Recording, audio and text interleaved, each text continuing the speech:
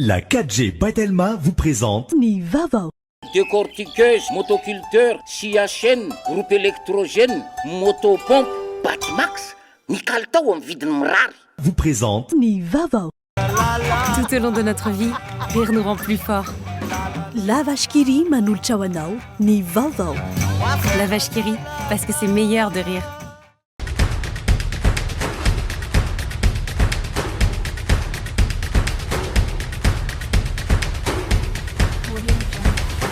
Nolotra anao ny fampalalam-baovao.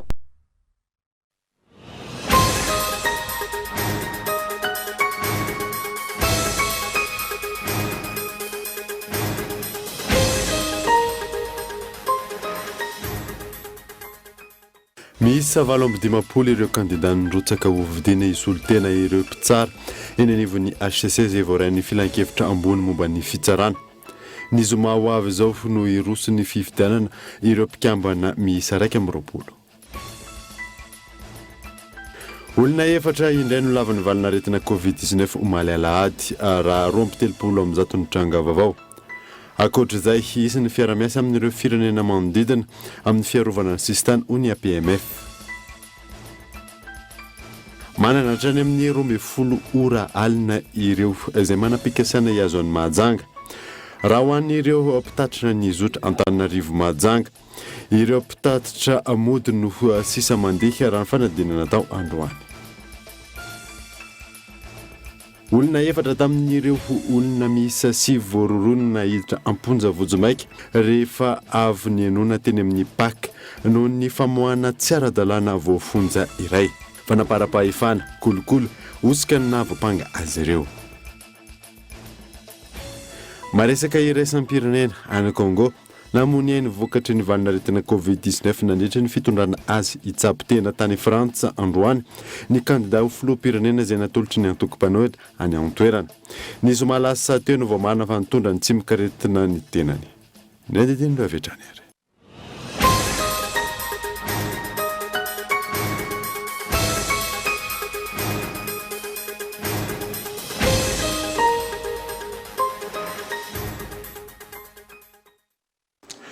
Finaritra tompoko lasy tompoko vavy fotoana vaovao eto amin'ny École TV manasana ary anaraka izany hatramin'ny farany. Nanomboantsika ny vaovao miisa 7 ireo kandida nirotsaka ho vidiana isolotena ireo mpitsara eo anivon'ny HCC izay voarain'ny filan-kevitra ambony momba ny fitsarana. Ny zoma ho avy izao ny roso amin'ny fifidianana ireo mpikambana miisa 20 katao Andriaslava.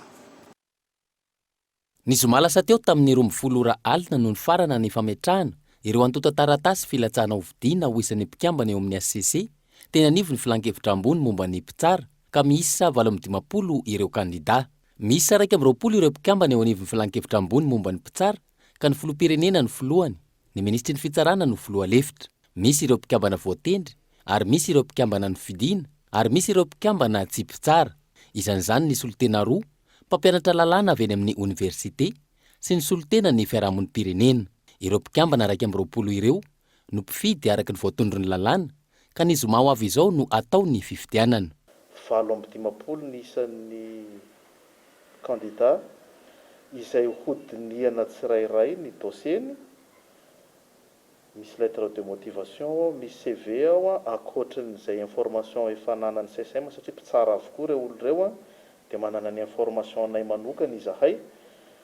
Tsy maintsy andaniana fotoana raha io tontolo ny andro ny zomalo dia mety ho lany amin'izay fifidianana izay ka mety hany arivariva any angamba no mivoaka ny anarana anankiroa izay avy eto amin'ny filan-kevitra ambony momba ny mpitsara.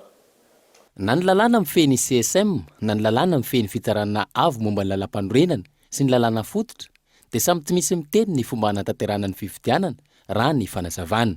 Izany hoe na eo anivon'ny antenimera-pirenena na ny eo anivon'ny antenimera-ndoolona na ny eto anivon'ny filan-kevitra momba ny mpitsara dia samy manao izay heveriny ho mapetipety ny fomba hanatanterana an'izay fifidianana izay.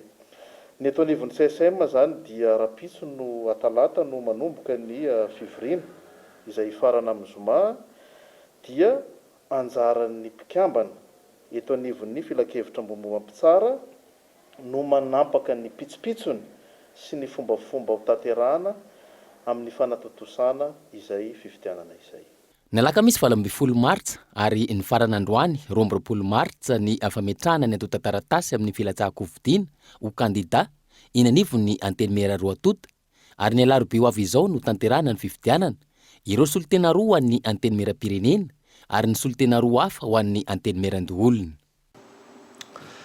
Mahery ny 7.7 miliara ariary ny rapatriement de devise tsy nataon'ireo orinasa mpanondrana volamena ara-dalàna ny taona 2024.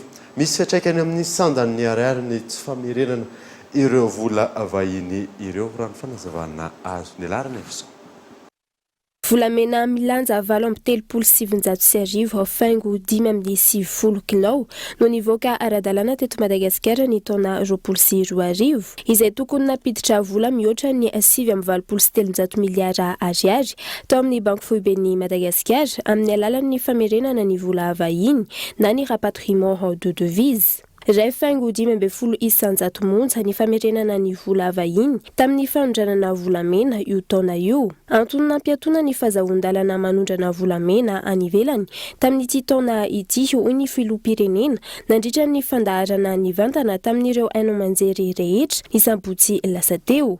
Misy fiantraikany amin'ny fitotonganan'ny sandan'ny ariary ny tsy famerenana ireo vola vahiny azo tamin'ny fanondranana ireo. Vola izay tokony hiditra ao amin'ny banky foibeny Madagasikara raha ny fanazavan'ny Pahay Toekarena. Fa raha miresaka hoe rapatriement de devise tsika dia miresaka exportation sy importation. Rehefa miresaka an'izay importation sy exportation izay tsika dia miresaka amin'ny fidiran'ny vola vahiny ao amin'ny banque centrale sy ny fivoahan'ny vola vahiny ao amin'ny banque centrale. Ka raha ohatra ka misy an'izany soma ngeza be zany izany vola be zany tsy tafiditra ara-dalàna amin'ny ao amin'ny banque centrale dia voadona io ariarytsika io. Izay aloha fiantraikany voalohany, voadona io ariary io satria ireny devise ireny mialimenter ny marché interbancaire de devise tsika. Amin'izay fotoana izay zany rehefa voadona ny ariary. Rehefa voadona ny ariary dia misy fiantraikany lehibe any amin'ny fahefa mividy mihitsy ny vahoaka tsirairay amin'ny fiainany andavanandro satria midina ny sandan'ny ariary. Rehefa midina ny sandan'ny ariary mihoatra ny vola vahiny fampiasa amin'ny tsena iraisam-pirenena ny dolara amerikanina dia izay no mahatonga ny vidim-piainana miakatra. Tsy miandry ela, misy fiantraikany avy hatrany amin'ny fiakaran'ny sandan'ny ariary ny famerenana ny vola vahiny na ny rapatriement de devise ao amin'ny banky foibeny Madagasikara raha ny fanazavana hatrany. Ny marché interbancaire de devise tena mandeha isa-tsegondra izy io. Tsena io, tsenam-bola. Tsenam-bola idiran'ny ariary, izany hoe ny ariary miditra ao anatina tsena iraisam-pirenena amin'ny vola. Izany hoe rehefa betsaka ny vola vahiny ampidiritsika ao amin'ny kitampom-bolantsika ao amin'ny banque centrale azafady ao amin'ny banky foibe antsika malagasy dia tonga dia mahazo aina eon'io io ariary io satria tena tsena mihodina isa-tsegondra, isa-minitra, isan'andro ny marché interbancaire de devise. Miisa 1.4 ireo orinasa nanondrana volamena ara-dalàna teto Madagasikara ny taona 2024 raha ny tatitra nataony ny filoham-pirenena ny sabotsy lasa teo hatrany. Namafisiny nandritra ny fandaharana fa tsy maintsy manao ny famerenana ny vola vahiny na ny rapatriement de devise avokoa ireo orinasa tsy nanao izany. Olona efatra indray no lava ny valinaretina Covid-19 omaly alahady raha 2.30 ny tranga vaovao. Ankoatra izay, isan'ny fiara-miasa amin'ireo firenena manodidina amin'ny fiarovana ny sistana ho ny APMF io ny nasay. Efatra no namonjeny omaly vokatry ny valinaretina Covid-19 araka ny tatitra navoaka ny ministera ny fahasalamam-bahoaka ary 2.30 ny tranga vaovao, 9.90 no sitrana manerana ny Madagasikara. Ny faritra Analamanga no nahitana tranga be indrindra izay miisa 470, 8.30 no sitrana ary iray no namonjainy. Tao amin'ny faritra Boeny 20 ny tranga vaovao, 1.40 no sitrana ary 3 no namonjainy. 1.40 no tranga vaovao tao amin'ny faritra Diana ary 7 no sitrana. 1.40 ihany koa ny tranga tao amin'ny faritra Analanjirofo. Nahitana tranga vaovao miisa 4 ihany koa tao amin'ny faritra Alotra Mangoro ary 3 tao amin'ny faritra Anosy. Tranga miisa 3 no tao amin'ny faritra Melaka, 2 tao amin'ny faritra Sava ary nahitana tranga 2 ihany koa tao amin'ny faritra Atsimandrefana ary iray avy tao amin'ny faritra vadivavy Finany sy Sofia. Ankoatra izay ho fiarovana ny sistan'ny Madagasikara, isy ny fiara-miasa amin'ireo nosy rahavavy raha ny fanazavana ny tale jeneraly ny APMF nandritra ny fivanianana tao amin'ny fahitalavim-pirenena ny atoandro teo. Misy atrany ny olona zany izay mitady hirika ny ataontsika hoe ivezivezy antsokosoko indrindrandrindra moa ao anatin'ny faridranomasina eo anelanelan'ny Comore sy Mayotte ary Madagasikara izany. Ary misy ihany koa moa zany atrikasa mpitaindavitra izay ho atao manokana miaraka amin'ny zareo autorité maritime comorianina zany mba ahafahantsika zany tena mametraka karazana coordination momba n'ireny fivezivezena atsokosoko ireny. Nanomboka androany ny fandraisana ireo forum grave mahakasika ny Covid-19 ho an'ny village voara Andotapenaka raha namboaran'ny tompon'andraikitra amin'itony fanatanterahana fitiliana ho an'ireo olona ahitana soratra retina eny amin'ny toerana Abraham Ndriamana. Nisokatra tamin'ity androany ity ny fandraisana ireo marary ahitana fahasarotana na ny forum grave mikasika ny valina retina Covid-19 ho an'ny tetsy amin'ny village voara Andotapenaka. Raha ny nambaran'ny tompon'andraikitra, natao izany ho fanamafisana ny fandraisana an-tanana ireo marary ny Covid-19, eo ihany koa ny fisorohana ny fiparihan'ny valana retina. Dia efa misy forme grave miditra eto amin'izao fotoana izao. Nandalo tany amin'ny tobim-pahasalamana, nanao fitsaboana tany an-trano, na tsy aro sepotra dia nandeha ety dia voaraina ety. Nametraka fandriana raha ny voalaza eo amin'ny 20 fa mihoatra an'izany eto amin'izao fotoana izao. Misy oxygène eto. Le oxygène avy amin'le extracteur fa misy koa ilay oxygène anankiray izay le misy pression bebe kokoa ahafahana mandray ny marary. Neny amin'ny hôpitaly efa mandray forme grave, ety mandray forme grave arakaraka ny halaviran'ny olona eo. Ohatra mipetraka lavidavitra eny Varadrano, aiza ny hôpitaly tokony handray azy, eny Anosiala ve sa ery Varadrano, zay le izy. Fa tsy hoe avy any hôpitaly indray no alefa makety amin'ny viva, fa mitovy ny fandraisana tompoko dia zay ny fanafody, efa mitovy ihany koa ny fanafody ampiasaintsika. Nanamafy ny tompon'andraikitra fa mamaimpona ny fitsaboana ny valina retina, tafiditra amin'izany ny fanomezana ny fanafody ho an'ireo marary. Ankoatra izay, mitoy ny fanatanterahana ny fitiliana eny amin'ny village voara Andotapenaka manomboka amin'ny 7 ora maraina hatramin'ny 4 ora hariva ho an'ireo olona isehon'ny soritra retina. Eo ihany koa ireo nifanerasera tamin'ny olona mitondra ny tsimoka-retina raha ny fanazavana. Fa tonga ety amin'ny village voara dia atao test ianao dia hevery toy ny positif dia tsy mahazo mivoaka ny trano aloha mandra-pivalin'ilay test. Raha somary miova ilay soritra retina, raha sanatria miasepotra tonga ava manatona fitsaboana dia ho raisina tanana ianao. Raha nisy positif atao amin'ny toeram-piasana, tsy ny mpiara-miasa rehetra akory no asiana mody makety amin'ny voara, fa kosa mandeha ery abe filatanana eo amin'ny école de médecine taloha ao amin'ny DVS SER dia milaza hoe ny toeram-piasana tahaka izao misy olona zao nisany, nisy positif atao aminay dia ry zareo no manatona eny. Ho an'izay olona ho any ivelany andeha hamonjy fivoriana na andeha dia tsy ety amin'ny village voara tompoko no manao fitiliana fa eny amin'ny HGR. Fa mino efa tsisy tokony hivoaka tsony amin'izao fotoana izao dia manomboka tsy hisy zany zay zavatra zay. Manendana ny rehetra hitandrina sy ho mailo raha naja ireo fepetra ara-pahasalamana ny tompon'andraikitra hisorona ny fiparihan'ny valana retina. Tontolon'ny fitaterana kosa indray dia sidina miisa 3 no entina manatanteraka ny sidina fampondina Antananarivo Nosy Be na Nosy Be Antananarivo sy nivoaka ny Madagasikara mialohan'ny 17 Martsa ho avy izao. Ny test négatif irery no ahafahan'ny olona iray mandray sidina Michel Aronardo. Manoloana ny fepetra fanidina ny Nosy Be sy Mahajanga amin'ny sidina anabakabaka anatiny sy avy any ivelany, misy ireo fepetra napetraka entina manatanteraka ny sidina fampodiana, misy ny sidina fampodiana miisa 3 hatreto. Ka nenay moa hoe no tokony izy raha tsy misy volona tokony andeo any Nosy Be, fa io dia ny avancé n'androany ary natsona daholo ireo mpanjifa niaraka taminay. Dia androany misy volona anankiroa no ataonay androany tolakandro. Izany hoe atao mihitsy azy afarany le volona mba ahafahana contacter an'ireo mpanjifanay. Dia le volona voalohany dia natokana le volona tokony natao rapitso. ny avancena zany izy 24 heures dia le deuxième vol natao ho an'ireo mpanjifa ody Anosy be na iverina ty Antananarivo, ireo zany no nanaovana an'io.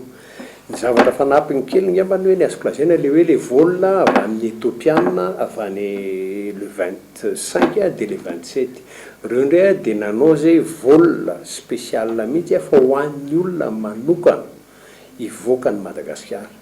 Zany hoe tsy maintsy manana test PCR, tsy maintsy manana billet avy amin'ny Ethiopian Airlines, sinon tsy mandeha Ethiopian Airlines satria le tedavina le hoe le roplaniny tsara ty tonga dego azafady ao Anosy be any dia manao borabora any izy dia mandeha olona hivoaka izy tsy zay no nataonay, tsisy fanindry tsara izy dia hoe zavatra eo ampandiniana amin'izao fotoana zao dia mety hoe asiana volana ngamba ny lahady na latsinay fanampiny raha ohatra ilaina le izy.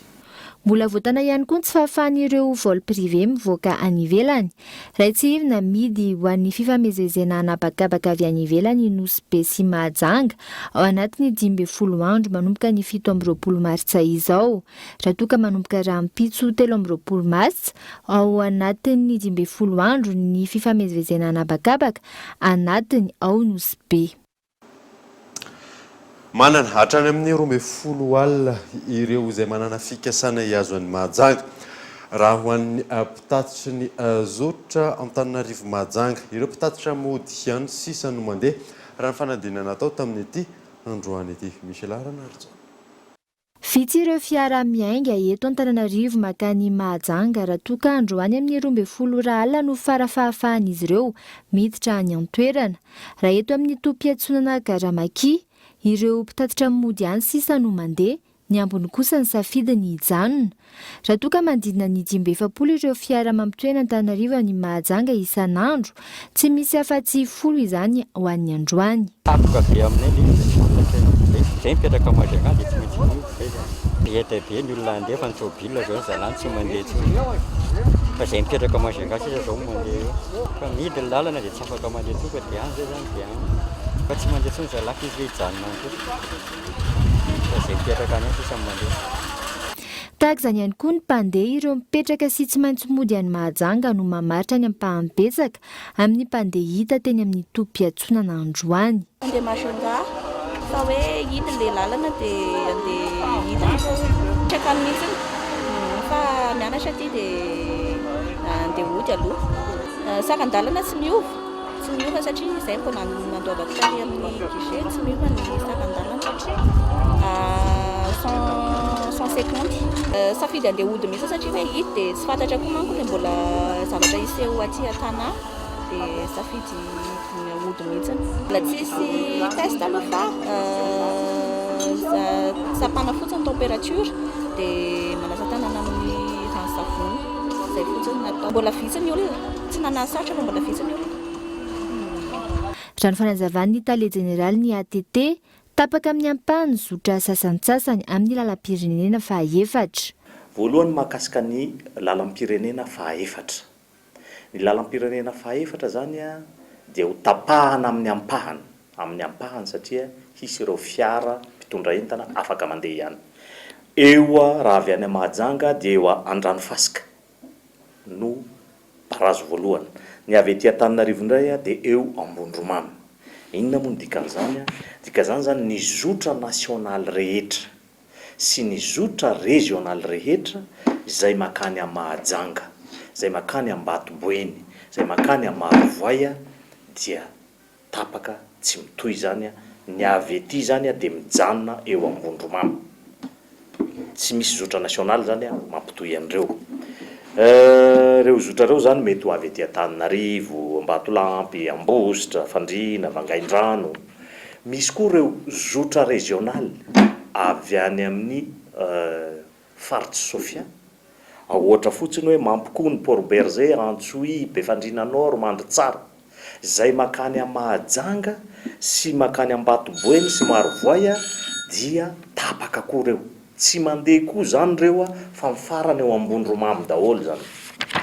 dia ny manaraka an'izay moa zany a reo zotra nasionaly avy any amin'ny faritra diana sy ny faritra sava ho any a mahajanga ihany koa tsy ambatoboeny a sy marovoay teo dia tapaka ihany koa zay zany a mandritra ny 15 andro. Miasa kosa ny zotra ao an-tampon-tanàna ny Mahajanga. Raha tsy ivona mihidy ho an'ny fifamezivezena ao anatin'ny 15 andro i Mahajanga manomboka raha ampitso 13 Marsa hatramin'ny 9 ny volana Aprily.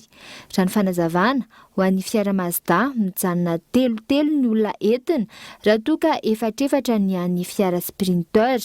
Tsy miova kosa ny sarandalana na ena ihany koa ny saran'ny lisansa sy ny patente ary ny assuransa entina manontra ny faty antoka ireo mpitatitra.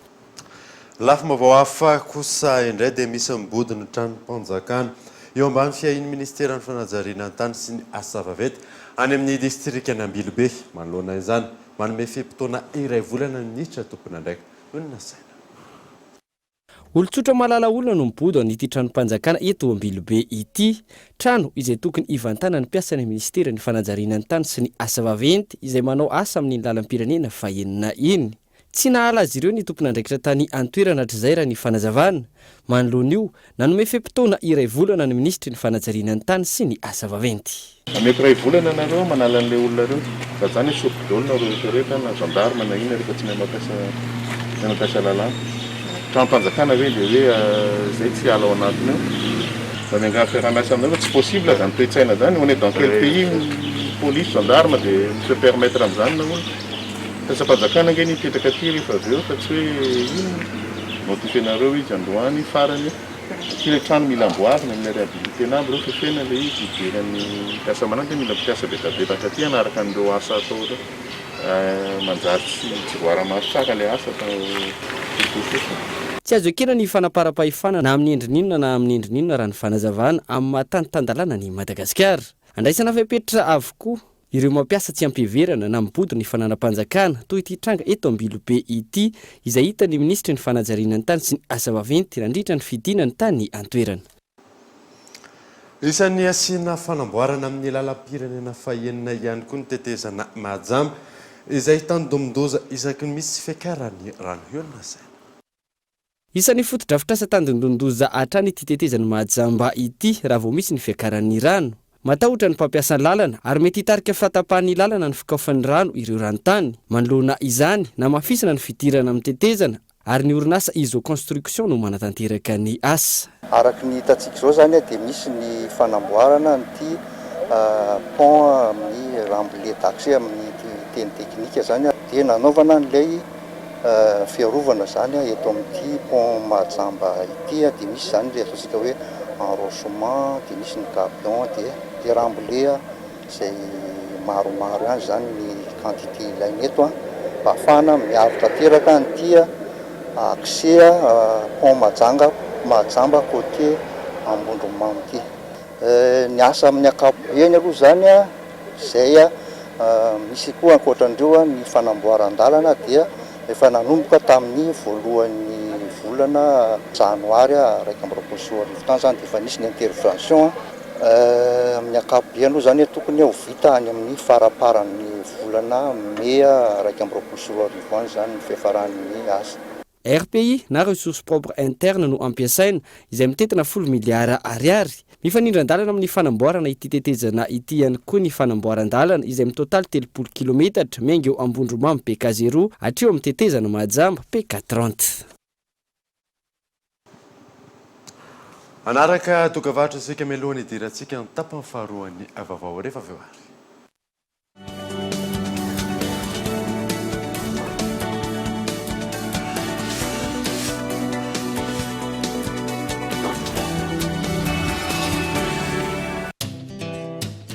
Ravaka no anarako nanana nofinofy hatramin'izaho mbola kely nanomboka tamin'ny zavatra kely vola madinika tao anaty boatin-drakitra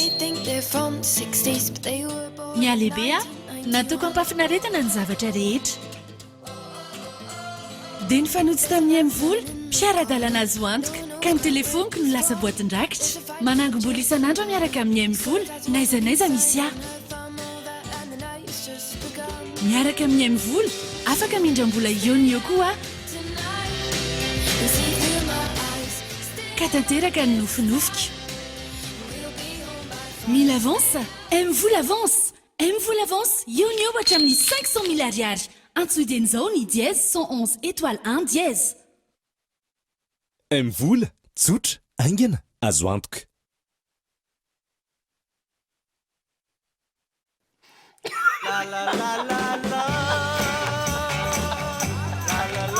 Tout au long de notre vie, rire nous rend plus forts. Ce que nous mangeons devrait en faire autant.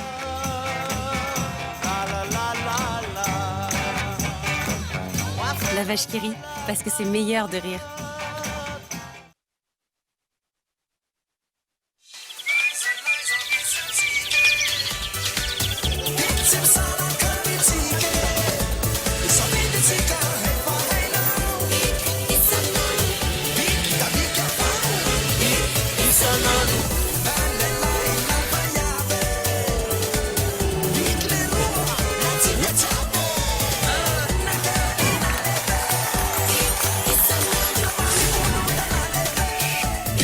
Isanandro.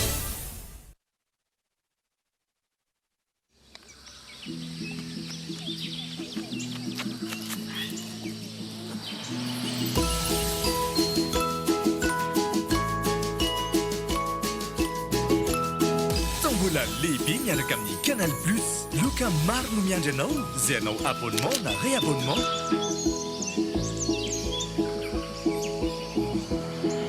60 000 ariary ny bouquet évasion miaraka amin'ny décodeur. Tolotra manan-kery hatramin'ny 1.3 martsa. Les bouquets Canal Plus.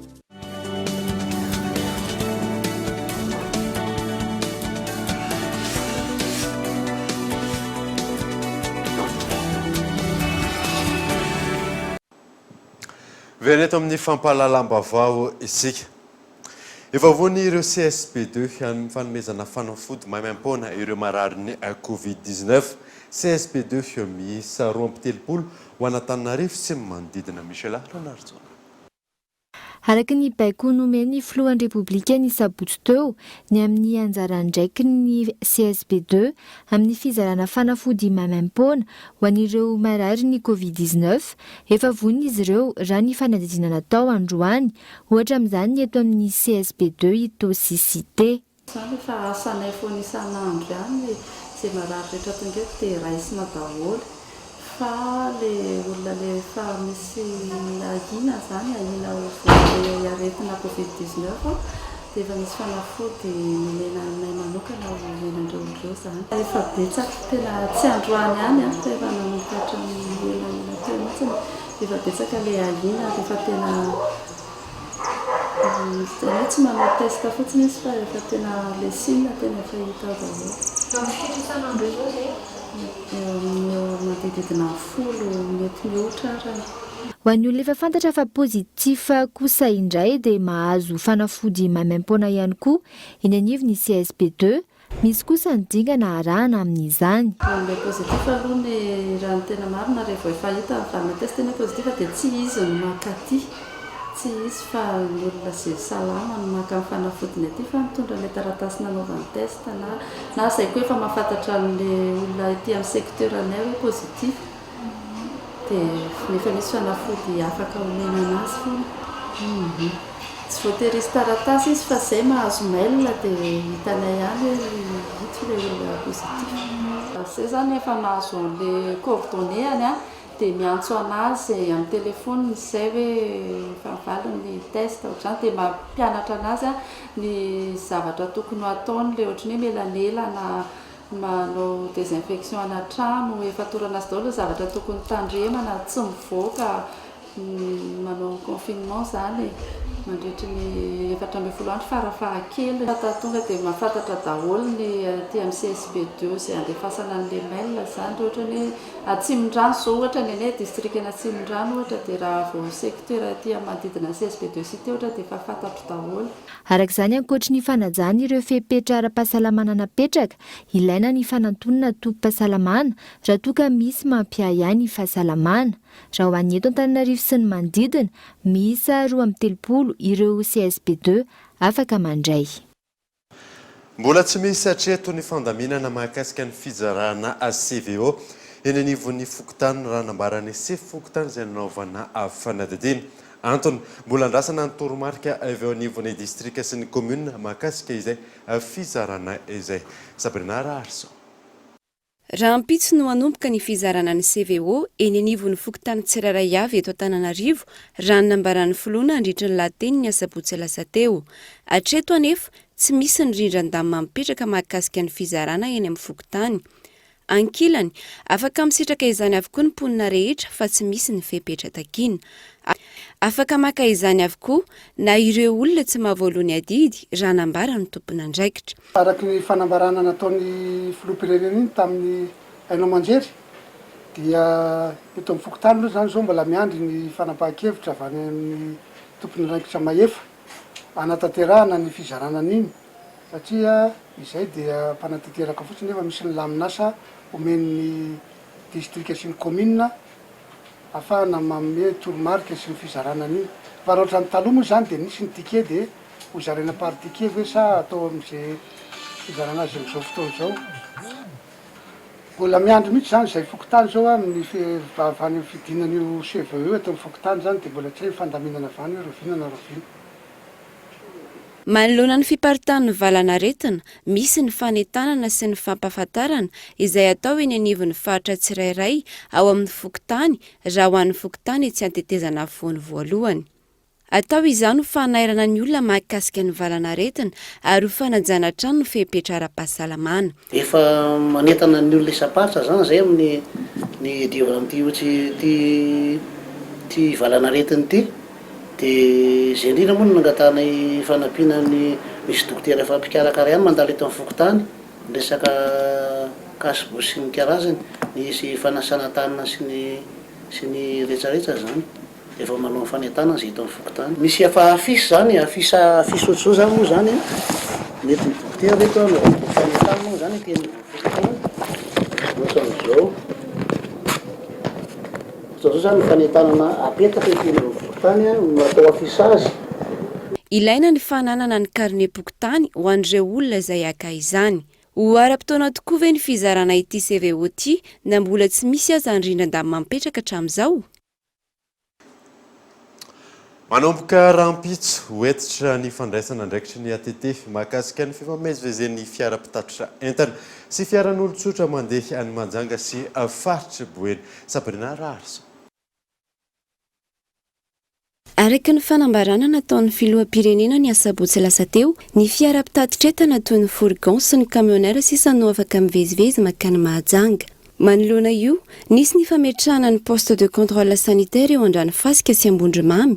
Io no anondrahana raha-mpanafody ny fiara rehetra sy hanaovana enregistrement ny olona izay mivezivezy rehetra, na ny fiaran'olon-tsotra na ny fiara-pitatitra ny entana.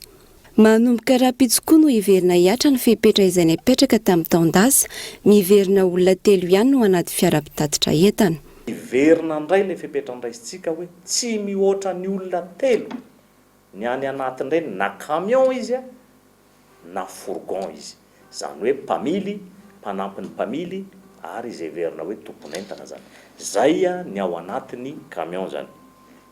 Ny tsara homariana dia iangaviana ny mpitandron'ny filaminana mintsika fa efa mivory mifanaraka an'izany ny tompon'andraikitra any Mahajanga mba tena hametraka contrôle strict eo anelanelany Ambondromamy sy Andranofasika eo eo amin'ny 700 kilometatra eo izy io. Eo zany zao dia tsy tokony hisy mihitsy hoe taxi moto, bajaj na olon-tsotra manao transport clandestin. Fa ny afaka mandeha eo dia ny ambulance, ny fourgon sy ny camion izay ihany no afaka mivezivezy eo. Ankilany, efa mandray manamafy ny fepetra ara-pahasalamana ihany koa ny tompon'andraikitra eny anivon'ny fiara-pitatitra entana. Dia nametraka an'izay indray izay manomboka rahampitso dia tsy maintsy misy ny bidon nasana tanana, ny savony, gel isaky ny tomobile tsirairay aby ny fanorahana ny tomobile izay départ eto dia tsy maintsy misy. Dia fanajana izay mandray andraikitra mihitsy manentana an'ireo olona rehetrarehetra izay miditra eto sy mijanona eto tsy maintsy manao kasibosy. Fa raha vao tsy manao kasibosy dia roahanay aleto na izy mandeha mividy kasibosy. ny fiaran'olon-tsotra izay mivezivezy ihany koa tsy maintsy mitondra karaha-mpanafody avokoa. Ho voahaja mandritra ny fotoana maharitra tokoa ve ity fanaraha-maso na ny contrôle sanitaire eo andrany fasika ity sa ho amboloany fotsiny ihany? Tokony ho fanina manokana ho afaka miatrika ny valinaretina Covid-19 sy ireo aretina ateraky ny fiovaovan'ny toetra ny andro ireo mpianatra ho mpitsabo eto Madagasikara. Tokony hisy ihany koa ny fanovana sata eo amin'ireo mpampianatra raha ny fanadadinina anatao Gaëtan Andratsilao. Ny programme d'innovation des modalités de transfert compétences no tsy maintsy irosona anofanana ireo mpianatra ho mpitsabo eto amintsika manoloana ny fisiany valanaretina Covid-19 sy ny fiovaovan'ny toetrandro raha ny fanazavana. Anana toerana lehibe amin'izany ny NTIC na ny nouvelle technologie de l'information et de la communication ary tsy tokony hijanona ho mpanome fotsiny ihany ireo mpampianatra. Anana toerana ngezabe amin'izany ny fifehezana ny méthodologie de recherche isan-karazany ataon'ny mpianatra. Zany hoe misy fanovana ny statut mihitsy zany ny mpianatra ao fa tsy hijanona ilay mpandray fotsiny iny hoe étudiant fa ho apprenant chercheur ary ny mpampianatra ary collègue-ndreo mpampianatra izy ireo ary isy fanovana sata koa ny mpampianatra sy le hoe mpameiny fotsiny fa ho lasa encadreur ho lasa coach professionnel ireo mpianatra io ary ataoko hoe manomiditra mihitsy amin'ny atao hoe mentorine. Miady amin'ny Covid-19 sy ny fiovaovan'ny toetrandro io fanovana io rafi-pampianarana io raha ny fanazavana hatrany. Ny mpianatra malagasy izay manana ny maha-izy azy eo amin'ny tsena iraisam-pirenena ary misy hatrany isa-taona ireo mandeha any ivelany miasa sy mandrato fianarana ankoatra ny tamin'ny taona 2020 lasa teo. Tokony ho betsaka raha ohatra ka tsy nisy ny confinement teto Madagasikara fa 13,700 ireo nanaovana test numérique ira Madagasikara no voafidy fa tamin'ny 4 sy 5 avril ny tokony ho tonga zareo Canadiana fa voasakana satria 20 mars 2020 no niditra tamin'ny état d'urgence nationale Madagasikara. Ny herinandro lasa teo nisy ny famoahana mpianatra miisa 1,700 amina spécialité miisa 4: kinésithérapeute, technicien de laboratoire, infirmier généraliste ary sage-femme na maïotique. Izy ireo izay miparitaka nanerana ny nosy nanao asa maimaim-poana ho fanampiana sy fandraisana an-tanana tamin'ny ady amin'ny fianaky ny Covid-19. Ho fialana amin'ny gaboraraka amin'ny vatsim-pianarana no antony irosona amin'ny digitalisation araka nambaran'ny aflony sabotsy lasa teo. Ireo fototry ny olana eny amin'ny université ny tokony omenatsiny ho ny sekretera-panjakana miadidina zandarmerie-pirenena fa tsy ireo mpivarotra sy ny mpitandro ny filaminana fanampanazavana.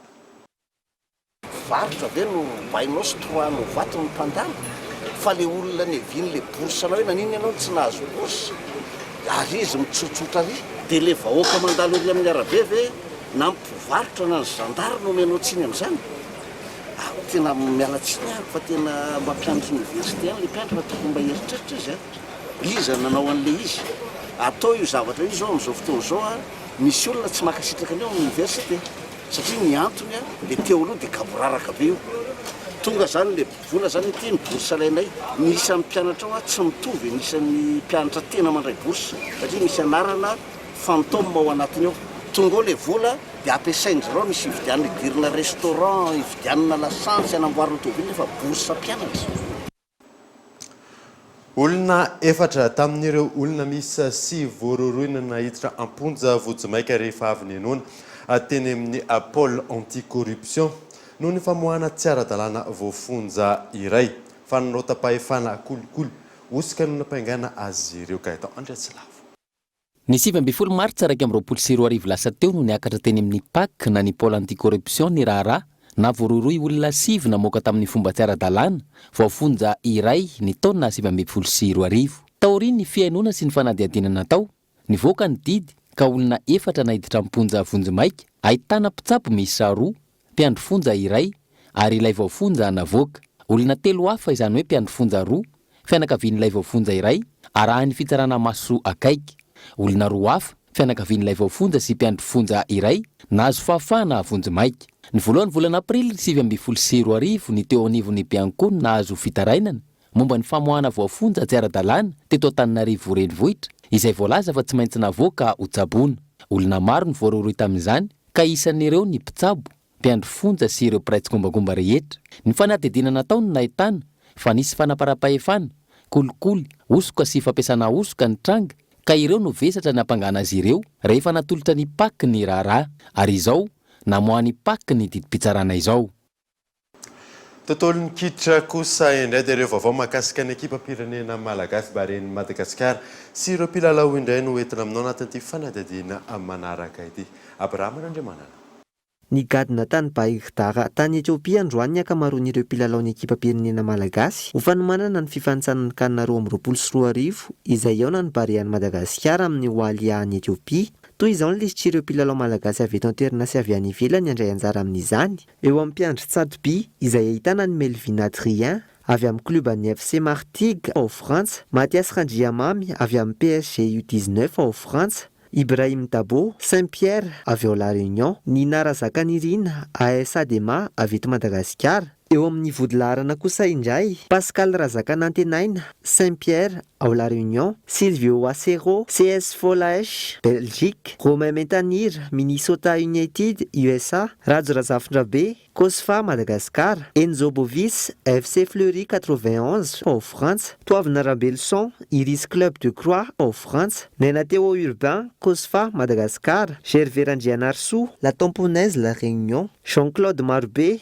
Foussa Junior Madagascar, Jérôme Mombris Grenoble Foot 38 au France. Fa eo amin'ny milieu de terrain kosa indray ahitana ny Ibrahim Amada Al Markia Qatar, Daxandria Mirado Saint-Pierre La Réunion, François Ranaivo Five FC Madagascar, Dodi Mathieu Rakotoarso Jet Kitana Madagascar, Ando Rakotondrazaka LGco Plus Madagascar, Zoutsara Randriambolol FC Fleury 91 France, Dimitri Kaloin Fleury FC au France. Eo amin'ny lohalarana kosa no ahitana ny Ziva Rakotoary Malala, Alexandre Ramalingom CS Sedan au France, Hakim Abdallah FC Swift Desper Belgique, Paulin Voavy El Makassa Égypte, Lalaina Manampisoa Disciple FC Madagascar, Tsito Razafindrasata Jet Kitana Madagascar, Faneva Imandry Atsima Alamria Arabie Saoudite, Lalaina Nomenjanahary Paris FC au France, Carolus Andria Mahitsinouro Al-Qadissia FC Arabie Saoudite, Loïc Lapoussin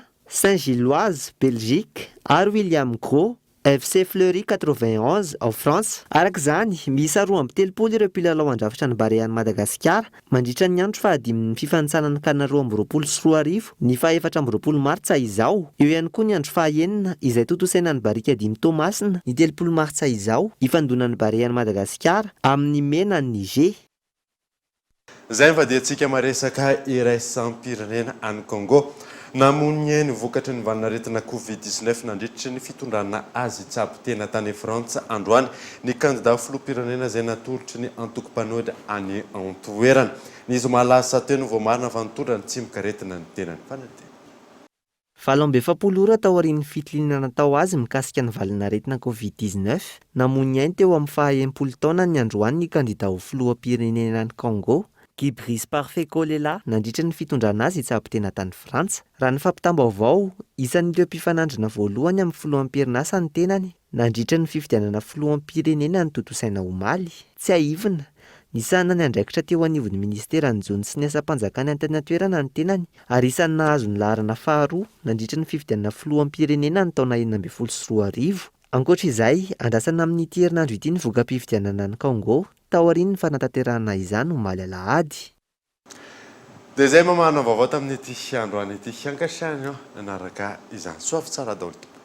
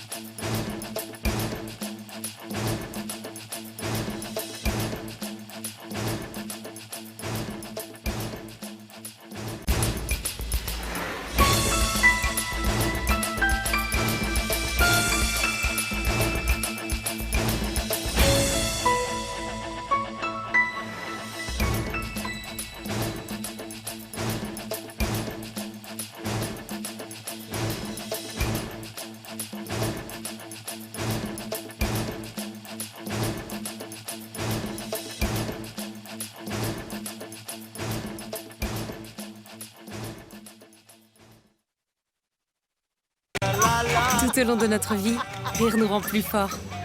La vache qui rit nanolotra anao teo ny vaovao. La vache qui rit, parce que c'est meilleur de rire.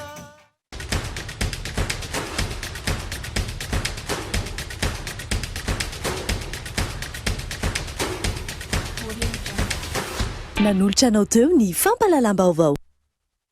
Décortiqueuse, motoculteur, scia chaîne, groupe électrogène, motopompe, Batimax, ny kalitao amin'ny vidiny mirary. La 4G by Telma vous a présenté Ny vaovao.